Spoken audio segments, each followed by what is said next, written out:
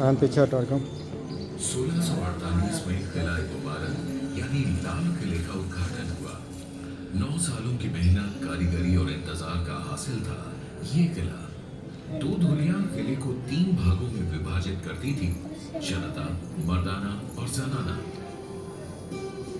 रंगमहल से होते हुए बाजारों के मध्य से बाहर चांदनी चौक की ओर जाती हुई पूर्वी पश्चिमी धुरी जनाने को मर्दाने से अलग करती थी।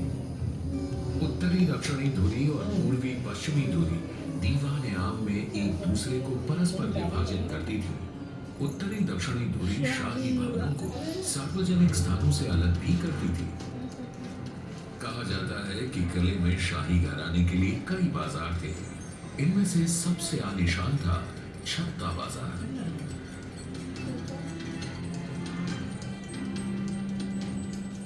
छत्ता बाजार से बाहर निकलते ही आंगन के परे किले का शासकीय प्रवेश द्वार यानी कि नौबत खाना था। नौबत खाना से होते हुए दीवाने आम के दरबार में प्रवेश किया जाता था।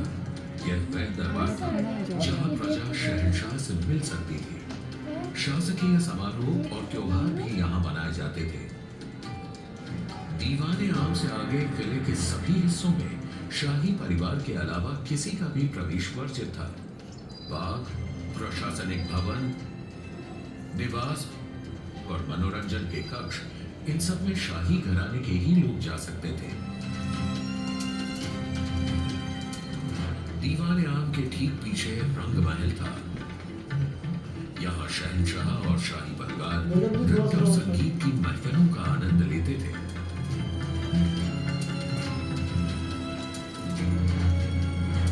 रंगमहल के बाईं ओर खास महल था जो बादशाह के निजी आराम और मुलाकात का महल था। इसके आगे दीवाने खास था। यहाँ शहंशाह अपने मंत्रियों से दरबार के मामलों पर परामर्श किया करते थे। और यही था हिंदुस्तान का प्रसिद्ध सिंहासन तख्ते ताऊस। सिंहासन के छत्र पर 2 मोर पक्षियों के बीच चढ़ा था दुनिया का सबसे नायाब हीरा और तख्ते ताऊस की शान कोहिनूर।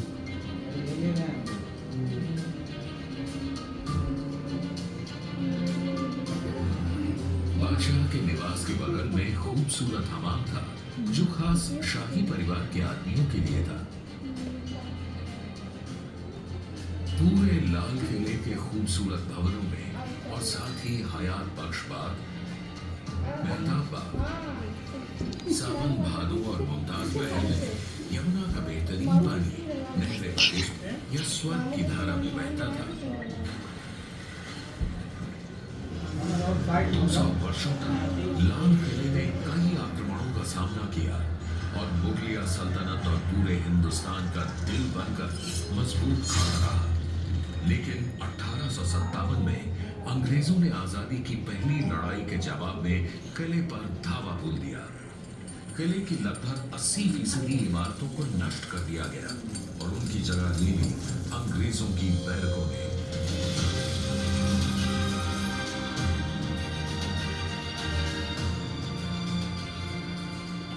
आखिरकार 15 अगस्त 1947 को आजादी की पहली लड़ाई के लगभग 100 साल बाद भारत स्वतंत्र हुआ। इस ऐतिहासिक अवसर पर लाल किले की प्राचीर से देश के प्रधानमंत्री ने पहली बार भारतीय तिरंगा फहराया। तब से आज तक हमारे देश की एकता का प्रतीक बनकर यह लाल किला गर्व से खड़ा है।